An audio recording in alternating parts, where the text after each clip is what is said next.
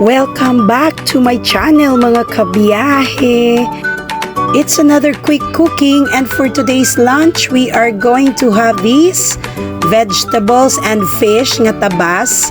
So we are going to grill the fish, and the vegetables are for the ginataang sari-saring vegetable gulay-gulay. Let's go! Much later. So we have mixed all the vegetables together with the coconut milk, and now it's boiling and it's almost cooked. So I'm sure you are going to love this mixed vegetables na ginataan.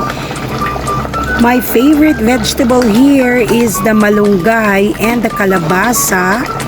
And I can smell already the yumminess of my cooking. OMG! Meanwhile, while we are cooking in the kitchen, my nephew Vin is also grilling the tabas fish here in the front yard. So now it's cooked, and look at the fish, smokingly tasty, yummy. And this is the sausawan, okay?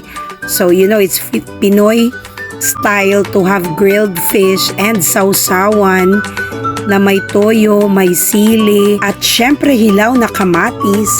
Ayan, ready at luto na. So, we are ready to eat our lunch. Thank you sa nag-prepare.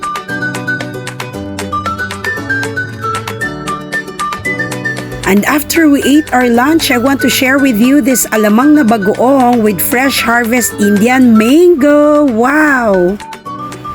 That's all for now mga kabiyahe. Thank you for watching. Bye!